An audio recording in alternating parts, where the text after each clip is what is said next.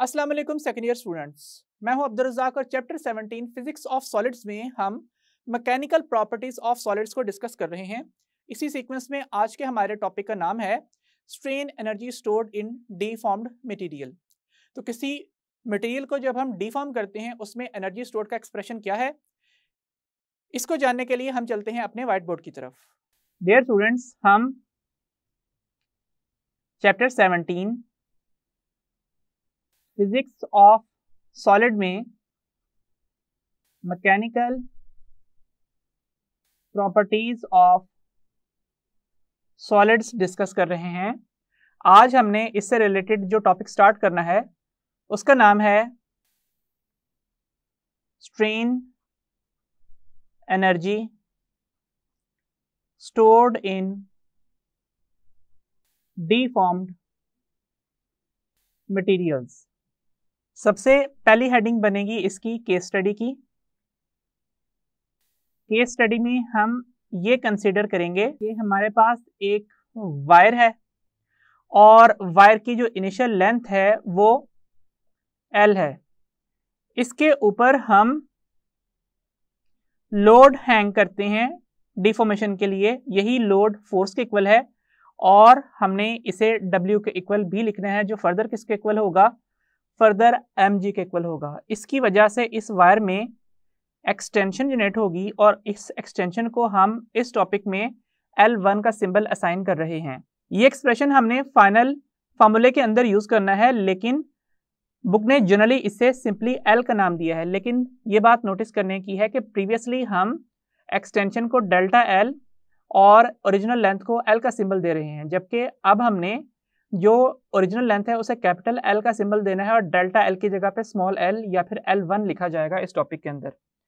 इसके अलावा जिस मटेरियल की वायर यूज की जा रही है उसका मॉड्यूलस ऑफ इलास्टिसिटी का सिंबल E यूज होगा। हम ये बात जानते हैं कि हुक्स लॉ की स्टेटमेंट क्या है। हुक्स लॉ की स्टेटमेंट है strain produced in a deformed material is directly proportional to stress applied, और दूसरी फॉर्म क्या है, extension produced in a body is directly proportional to deforming applied force. Further हम पहले एक्सप्रेशन को sigma is proportional to epsilon लिखते हैं और अब वाले एक्सप्रेशन को हम लिख देते हैं F is proportional to X। Previous expression में जो कांस्टेंट ऑफ प्रोपोर्शनैलिटी इंट्रोड्यूस किया गया था वो मॉड्यूलस ऑफ इलास्टिसिटी था, लेकिन अब जो कांस्टेंट ऑफ प्रोपोर्शनैलिटी इंट्रोड्यूस किया जाएगा वो Kx के इक्वल होगा। और फर्दर इसकी वजह से जो रिस्टोरिंग फोर्स जनरेट होती है उसके लिए एक्सप्रेशन लिखा जाता है Fr is equal to minus Kx के इक्वल, जहां पे माइनस डायरेक्शन ये रिप्रेजेंट करती है कि जो रिस्टोरिंग फोर्स है वो डिस्प्लेसमेंट की ऑपोजिट डायरेक्शन में है, लेकिन इस एक्सप्रेशन में एक्सटेंशन उस कदर ज्यादा है जिस कदर डिफॉर्म्ड फोर्स का मैग्नीट्यूड ज्यादा है, ये रिप्रेजेंट किया जा रहा है। ये कांस्टेंट मॉड्यूलस ऑफ इलास्टिसिटी कहलाता है, जबकि K को हम प्रीवियसली 10th फिजिक्स के अंदर स्प्रिंग कांस्टेंट का नाम दे चुके हैं। लेकिन फिलहाल चूंकि स्प्रिंग मौजूद नहीं है, सिर्फ एक वायर है जिसकी लेंथ में इजाफा हो रहा है, इंक्रीमेंट आ रहा है, तो हम इसे फोर्स कांस्टेंट का नाम देंगे। क्या नाम दिया जाएगा इसको? फोर्स कांस्टेंट का नाम दिया जाएगा। अब हम इस डिस्कशन से रिलेटेड डायग्राम ड्रॉ कर लेते हैं। एक्चुअली हमने यहाँ पे ग्राफ प्लॉट करना है, सो यहाँ पे इस डायरेक्शन में एक्सटेंशन है और एक्सटेंशन के लिए हम सिंबल L यूज कर रहे हैं, और इस डायरेक्शन में अप्लाइड फोर्स है, डिफॉर्मिंग फोर्स है, और इसके लिए सिंबल F यूज किया जा रहा है। और हम ये बात जानते हैं कि जो प्रोपोर्शनैलिटी जहां तक वैलिड रहती है उसमें अप्लाइड फोर्स और जो एक्सटेंशन है वो डायरेक्टली प्रोपोर्शनल रहेंगी, जिसकी वजह से जो प्रोपोर्शनल लिमिट तक का रीजन है वो एक स्ट्रेट लाइन आएगा इस तरह से। तो ये पॉइंट अगर पॉइंट O है और ये पॉइंट यहां तक जो हमने ड्रॉ किया है, बुक में इसके लिए C का सिंबल यूज किया गया है। ये प्रोपोर्शनल रीजन का लास्ट पॉइंट है, प्रोपोर्शनल लिमिट है। यहाँ पे आके मजीद ये स्ट्रेट लाइन प्रोपोर्शनैलिटी बरकरार नहीं रहेगी। इसके अगेंस्ट जो फोर्स की वैल्यू रिप्रेजेंट की गई है वाई एक्सिस के ऊपर वो है F2, और जो करस्पॉन्डिंग एक्सटेंशन की वैल्यू यहाँ पे रिप्रेजेंट की गई है वो है L2। ऐसे ही यहाँ पे इस वायर के ऊपर एक और पॉइंट B ड्रॉ किया गया है इस तरह से, और इसके अगेंस्ट जो फोर्स की वैल्यू है वो कितनी है, वो है F1, और जो एक्सटेंशन की वैल्यू है वो है L1। यही हमने सिंबल्स यूज करने हैं अपने डेरिवेशन में।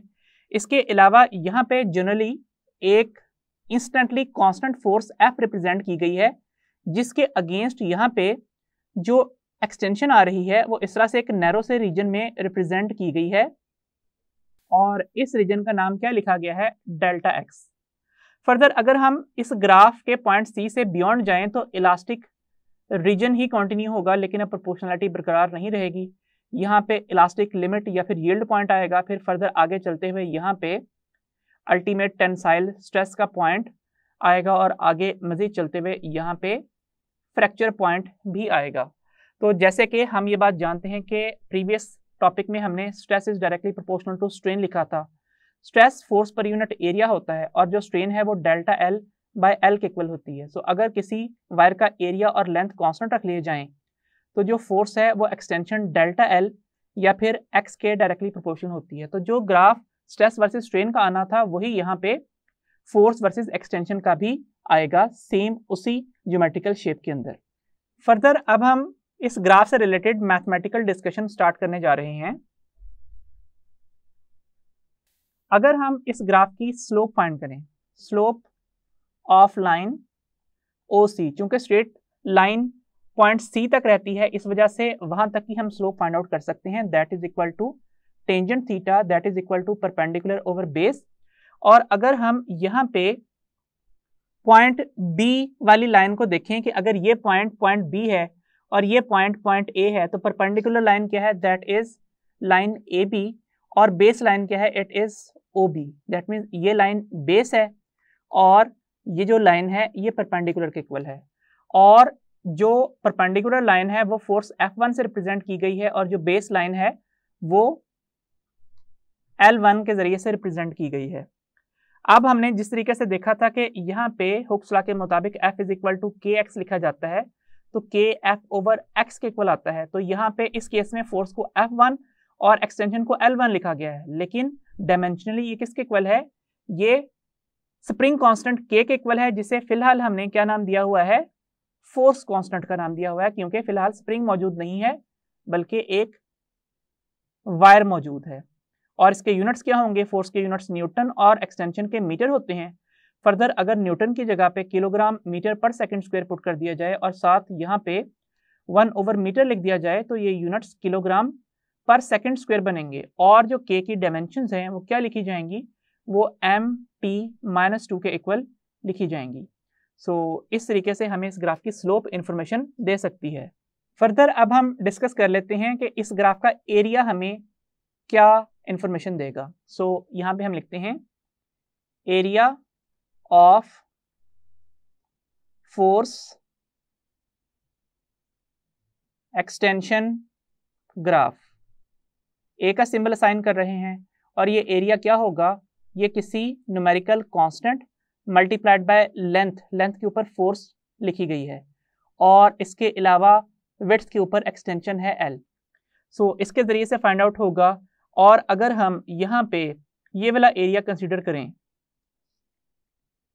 तो इस केस में जो कांस्टेंट है वो ट्राइंगल की वजह से 1/2 आएगा, और जो एक्सटेंशन के लिए फोर्स हमने प्रोवाइड की है, अप्लाई की है, वो F1 है, और एक्सटेंशन जो जनरेट हुई है वो L1 लिखी गई है। ये है इक्वेशन नंबर 1। हम ये देख लेते हैं कि इस ग्राफ के अंदर यूनिट्स क्या आते हैं। हम ये बात जानते हैं कि फोर्स के यूनिट्स न्यूटन होते हैं और एक्सटेंशन के यूनिट्स मीटर होते हैं, और वर्क डन का जो एक्सप्रेशन है वो F.D के इक्वल होता है, इसलिए हम न्यूटन मीटर की जगह पे मिला के जूल लिख सकते हैं। सो यहाँ पे जो एरिया आता है इस ग्राफ का उसके यूनिट्स जूल में आते हैं। इससे हमें ये बात पता चलती है कि ये जो area of force extension graph है ये किसके इक्वल आ रहा है, ये आ रहा है वर्क डन या फिर energy provided in deformation of material के इक्वल आ रहा है। तो इसका मतलब है कि इस केस में जो वर्क डन का एक्सप्रेशन है वो एरिया ऑफ ट्राइंगल OAB के इक्वल है। और फर्दर हम इसके लिए जो फार्मूला यूज कर रहे हैं वो हम पहले भी डिस्कस कर चुके हैं, वो है हाफ इनटू ओ से लेके ए तक की लेंथ और इसके अलावा ए से लेके बी तक की लेंथ। तो जो ओ से ए तक की लेंथ है वो L1 है और जो ए से लेके बी तक की लेंथ है वो F1 के इक्वल है। इस वजह से हमारा जो वर्क डन का एक्सप्रेशन है वो लिखा जाएगा 1/2 इंटू F1 L1। इस इक्वेशन को हम इक्वेशन 1b का नाम दे देते हैं। So area of force extension graph हमें किसके बारे में इंफॉर्मेशन देता है? Work done in deformation of a material के बारे में इंफॉर्मेशन देता है। तो आपने जो जनरली फॉर्मूला याद रखना है वो है work done is equal to half into force into extension delta L. जो सिंबल्स हम प्रीवियस डिस्कशन में यूज करते रहे हैं, आपने उस तरीके से इस इक्वेशन को याद रखना है। सिर्फ F1 L1 इस टॉपिक तक, इस टॉपिक की अगर डिस्क्रिप्शन आ जाए या लॉन्ग क्वेश्चन के तौर पे आ जाए तो उस सूरत में ही आपने F1 और L1 को यूज करना है। अदरवाइज आप जो कॉमनली नॉमेनक्लेचर यूज करते हैं, जो सिंबल्स यूज करते हैं, वही यूज करने हैं। इसके अलावा अब अगर हम यहाँ पे यंग्स मॉडुलस का एक्सप्रेशन लिखें तो वो किस तरह से लिखा जाएगा? Expression of Young's modulus of material of wire. क्या लिखा जाएगा?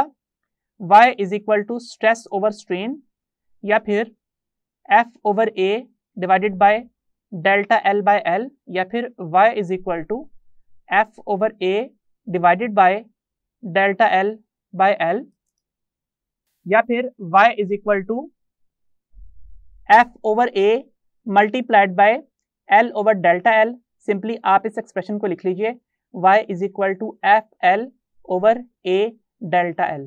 ये एक्सप्रेशन भी हमने जनरली याद रखना है। इस इक्वेशन को मैं इक्वेशन 2a का नाम दे रहा हूं। लेकिन इस एक्सप्रेशन में थोड़ी सी चेंजिंग है, वो ये कि जो यंग्स मॉडुलस ऑफ मटेरियल है उसको y का सिंबल नहीं असाइन किया गया, उसे E का सिंबल असाइन किया गया है। और जो एक्सटेंशन है उसे जनरली फोर्स का सिंबल असाइन करने के बजाय F1 का सिंबल असाइन किया गया है। और जो इनिशियल लेंथ है या ओरिजिनल लेंथ है उसको स्मॉल l के बजाय कैपिटल L के जरिए से डिनोट किया गया है। और जो एक्सटेंशन डेल्टा L है इसे क्या लिखा गया है? इसे L1 लिखा गया है। सो इक्वेशन 2a क्या बन जाएगी? ये बन जाएगी E is equal to F1 L over A L1। This is equation 2b। और जो इक्वेशन 1b हमने अभी लिखी थी वो क्या थी? वो थी work done is equal to 1/2 F1 L1। ये इक्वेशन 1b थी। अब अगर ये कहा जाए कि ये जो फोर्स और एक्सटेंशन है इक्वेशन 1b के अंदर, इनमें से F1 अननोन है। If F1 is unknown find it using equation 2b। So equation 2b क्या है? E is equal to F1 L over A L1। आपने F1 को फाइंड आउट करना है, बाकी तमाम टर्म्स इक्वेशन की ऑपोजिट साइड पे जाके मल्टीप्लाई हो जाएंगी। इक्वेशन बनेगी EA L1 over L is equal to F1। ये है इक्वेशन 3। इसे कहाँ पुट करना है? Put in equation 1b। सो हमें क्या मिलेगा? वर्क डन का एक्सप्रेशन। वो किसके इक्वल होगा? 1/2। F1 की जगह पे क्या लिखना है? EA L1 ओवर L और साथ लिखा जाएगा L1। सो वर्क डन का एक्सप्रेशन क्या बन जाएगा? वर्क डन का एक्सप्रेशन बन जाएगा 1/2 times EA L1 square over L। Book ने इसके गेट यहाँ पे इस तरीके से स्क्वायर ब्रैकेट्स भी ड्रॉ की हैं, इसलिए हम भी ड्रॉ कर देते हैं। ये है इक्वेशन नंबर 4। सो जनरली जब आपने वर्क डन का एक्सप्रेशन 1/2 F1 L1 यूज करना होगा और F1 अननोन होगा तो आपने डायरेक्टली यहां से F1 की वैल्यू फाइंड आउट करके यहां पे पुट करनी है। लेकिन डेरिवेशन के पर्पज से आप इस एक्सप्रेशन को इक्वेशन नंबर 2b में पुट करते हो तो उससे ये एक्सप्रेशन मिल जाता है वर्क डन का, जिसे याद रखना मुश्किल है। यंग्स मॉडुलस का एक्सप्रेशन और वर्क डन का एक्सप्रेशन याद रखना बिल्कुल भी मुश्किल नहीं है। अब मैं दोबारा से इक्वेशन 2b राइट डाउन कर रहा हूँ। इक्वेशन 2b क्या है? It is E is equal to F1 A L over L1। यह है इक्वेशन 2b। और जो इक्वेशन 1b है वो किसके इक्वल है? वो है work done is equal to half into F1 L1। So अब अगर कहा जाए कि इस इक्वेशन में F1 तो नोन है लेकिन L1 अननोन है, तो अगर ये कंडीशन हो तो हम यहां पे लिख देते हैं if L1 is unknown use equation 2b to find it out. So इस इक्वेशन को यूज करता हूं, इसमें L1 की वैल्यू इक्वेशन के उस तरफ चली जाएगी। L1 की जगह पे जो मॉड्यूलस ऑफ इलास्टिसिटी E है वो इस तरफ आके डिवाइड हो जाएगा। सो एक्सप्रेशन बन जाएगा L1 is equal to F1 L over AE। इस इक्वेशन को इक्वेशन 5 का नाम दे देते हैं और फिर हम लिखते हैं put in equation 1b। We get work done is equal to 1 over 2 times F1 L1 की जगह पे क्या लिखा जाएगा? F1 L over A into E, या फिर ये एक्सप्रेशन बन जाएगा work done is equal to 1 over 2 times F1 square L over A E। ये इक्वेशन नंबर 6 है। सो अगेन बताता चलूं कि हमने इस टॉपिक के अंदर जो वर्क डन का एक्सप्रेशन यूज किया है वो है 1 ओवर 2 F1 L1, और जो मॉड्यूलस ऑफ इलास्टिसिटी का एक्सप्रेशन यूज किया है वो है F1 ओवर A और L ओवर L1। ये एक्सप्रेशन यूज किया है, लेकिन जनरली जो आपने याद रखना है किसी भी जगह पे अप्लाई करने के लिए वो होगा 1 ओवर 2 F डेल्टा L, और यंग्स मॉड्यूलस का एक्सप्रेशन होगा F L over A delta L। सो इन दोनों में से अगर कोई भी एक वैल्यू अननोन है तो आप इस एक्सप्रेशन को यूज करते हुए वो फाइंड आउट कीजिए, और फाइंड आउट करने के बाद इस टर्म के अंदर पुट कर दीजिए। आपको वर्क डन या फिर एनर्जी स्टोर्ड इन डीफॉर्म्ड मटेरियल्स का जो आंसर है वो मिल जाएगा। इसमें जरूरी नहीं कि फॉर्मूला ही बनाना है, आप सिंपली वैल्यू फाइंड आउट करके भी यहाँ से इधर पुट कर सकते हो, उससे भी आंसर आ जाएगा। इसके बाद अब हमने एक हेडिंग लिखनी है कंक्लूजन की। इसमें हमने ये डिस्क्राइब करना है कि फिलहाल की जो हमारी डिस्कशन थी उसमें हमने जो वर्क डन का एक्सप्रेशन है वो कहाँ तक कैलकुलेट किया है? अप टू L1, लेकिन ये एक्सटेंड किया जा सकता है, एक्सटेंडेड अप टू L2। उस केस में वर्क डन का एक्सप्रेशन बन जाएगा 1 ओवर 2 F2 L2, और ये एप्लीकेबल है अप टू इलास्टिक लिमिट, जिसे हम यील्ड पॉइंट भी कहते हैं। दैट मीन्स इस पॉइंट तक जहां तक बॉडी अपनी इनिशियल लेंथ, शेप या फिर वॉल्यूम को रिस्टोर कर सकती है वहां तक एप्लीकेबल है।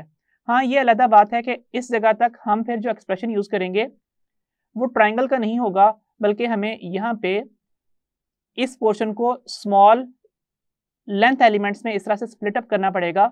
हम ये लाइंस इस कदर ज्यादा नंबर्स में ड्रॉ करेंगे कि अल्टीमेटली हमें ये पूरा पोर्शन ही फिल्ड नजर आएगा। इससे क्या होगा? इससे ये होगा कि क्योंकि लाइन कर्व्ड है तो फिर जो इनएक्यूरेसी है, जो आंसर असल वैल्यू से ज्यादा या कम आता है, वो एरर कम से कम होता चला जाएगा large number of length elements में डिवाइड करने के नतीजे में।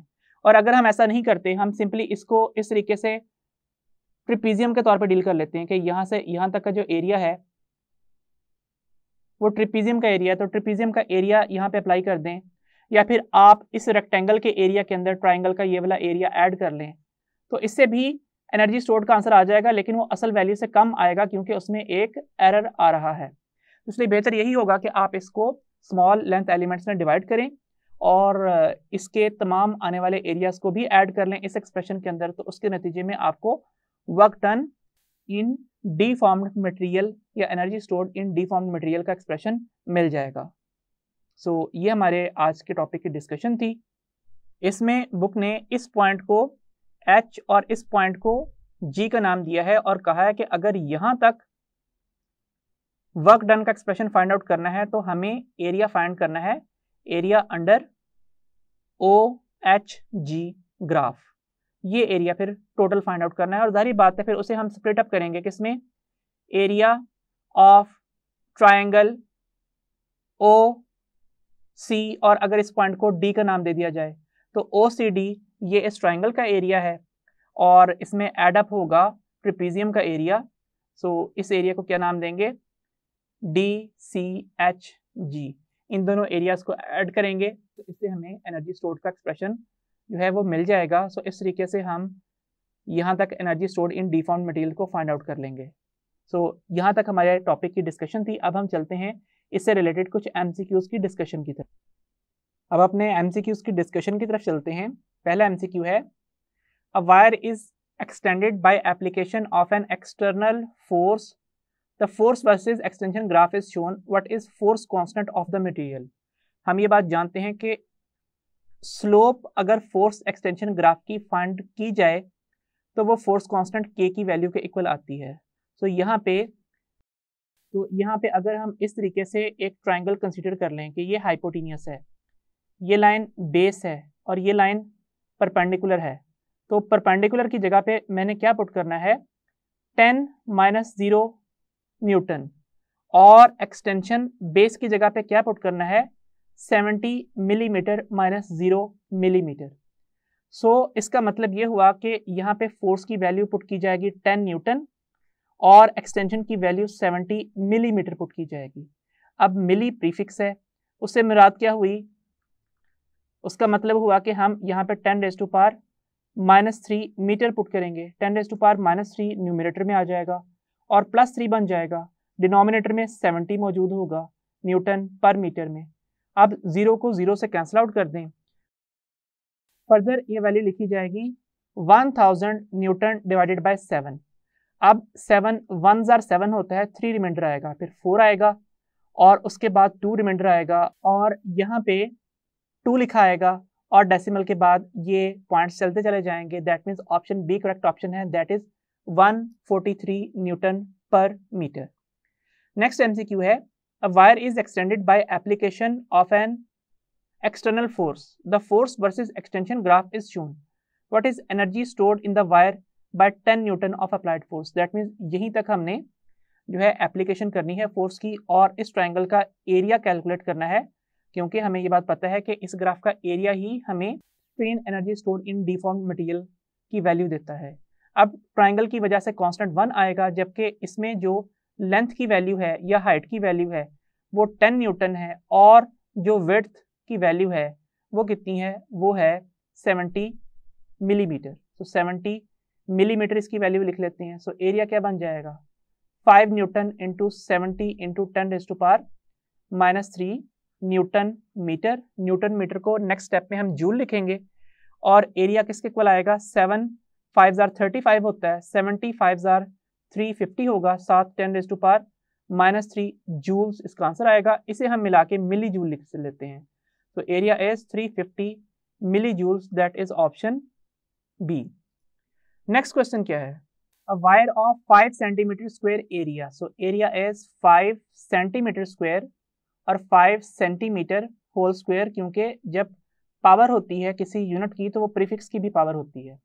तो 5 इंटू 10⁻² मीटर होल स्क्वायर और 5 into 10⁻² square and metre square, और 5 into 10⁻⁴ metre square is the area and 50 centimetre length. So length is 50 centimetre और 50 into 10⁻² metre is extended by application of an external force. The force versus extension graph is shown. What is energy stored per unit volume in the wire by 10 Newton of applied force? तो हम ये बात जानते हैं कि इस graph का जो एरिया है वो वर्क डन या फिर एनर्जी स्टोर्ड के इक्वल होता है, और प्रीवियस MCQ में हम इसका answer 350 milli joules find out कर चुके हैं। अब हमें फाइंड आउट करना है energy stored per unit volume की वैल्यू को। सो इसके लिए हम एक्सप्रेशन लिखते हैं energy stored divided by volume का, और फर्दर हम ये बात जानते हैं कि एक ऐसी वायर जिसका क्रॉस सेक्शनल एरिया सर्कुलर होता है उसमें हम वॉल्यूम की जगह पे एरिया इनटू लेंथ लिखते हैं। अब एनर्जी स्टोर्ड की वैल्यू अगर 350 मिली जूल है और area of wire 5 into 10⁻⁻4 metre square है और जो लेंथ है वो 50 सेंटीमीटर है या फिर 50 इंटू 10⁻2 मीटर है, तो सबसे पहले इस जीरो को कैंसिल आउट कर दें। ये 5 कैंसिलेशन के बाद यहाँ पे 7 रिमाइंडर देगा और 5 7 से सॉल्व होने के बाद 1.4 बन जाएगा।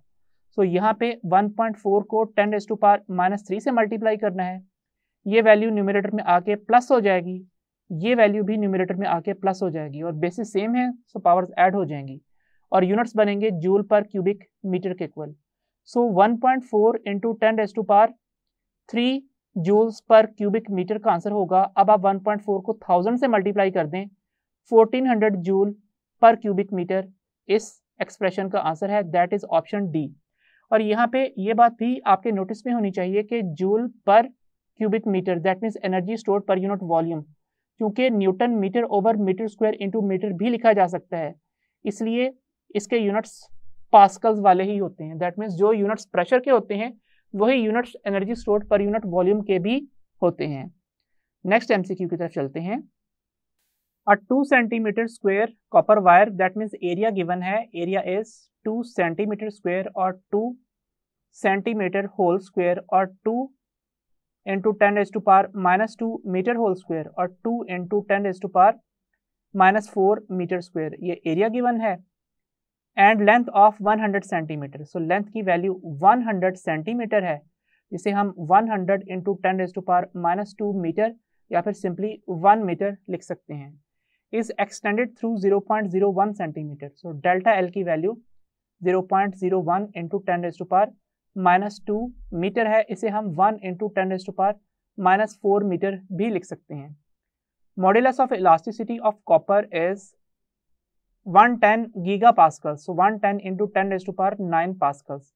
What is energy stored in the extended wire? So energy stored का जो एक्सप्रेशन है वो क्या है? It is 1/2 times F into delta L।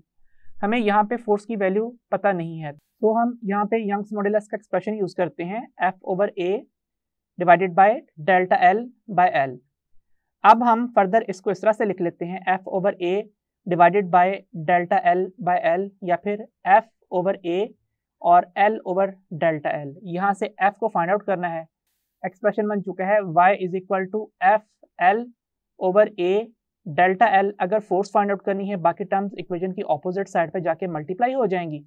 Equation इस तरह से लिखी जाएगी, यंग्स मॉड्यूलस की वैल्यू 110 इंटू 10⁻9 लिखी जाएगी, एरिया की वैल्यू है 2 इंटू 10⁻⁻4 मीटर स्क्वायर और एक्सटेंशन है 0.01 इंटू 10⁻⁻2 मीटर की, जबकि ओरिजिनल लेंथ 1 मीटर है। अब यहाँ पे जो यूनिट्स लिखे हुए हैं वो क्या हैं? यहाँ पे यंग्स मॉड्यूलस के units Newton per metre square में हैं, एरिया के यूनिट्स मीटर स्क्वायर में हैं, ये यूनिट्स मीटर और ये भी यूनिट्स मीटर्स में हैं। सो ये यूनिट्स कैंसिल आउट होंगे और आंसर जो है वो न्यूटन्स में आएगा। सो अब जो F की वैल्यू आती है यहाँ से वो कितनी है? इसमें हमने इस टर्म को 2 से मल्टीप्लाई कर देना है, आंसर होगा 220 इंटू 10⁻9, ये वाली पावर है, फिर ये वाली पावर, फिर यहाँ पे -2 और -2 -4, सो ये वैल्यू बन जाएगी 220 इंटू 10⁻1 के इक्वल या फिर 2200 न्यूटन के इक्वल। अब इस फोर्स को हम इस एक्सप्रेशन में पुट कर लेते हैं, तो वैल्यू सब्स्टिट्यूट कीजिए, वर्क डन का एक्सप्रेशन बन जाएगा 1/2 इंटू फोर्स की वैल्यू 2200 न्यूटन कैलकुलेट की और डेल्टा एल की वैल्यू कितनी है? It is 1 into 10⁻⁻4 metre. अब यहाँ पे 2 इससे कैंसिल आउट होगा, ये बन जाएगा 1100 न्यूटन मीटर मिलके जूल बनेगा और अगर हम एक नेगेटिव पावर को जस्टिफाई कर दें तो वैल्यू इस तरह से बन जाएगी। So answer is 110 millijoule, that is option A. Dear students, आज के लेक्चर में हमने मैकेनिकल प्रॉपर्टीज ऑफ सॉलिड्स का टॉपिक कंप्लीट किया। नेक्स्ट लेक्चर में हम इलेक्ट्रिकल प्रॉपर्टीज ऑफ सॉलिड्स को स्टार्ट करेंगे। सो अंटिल देन, खुदा हाफिज।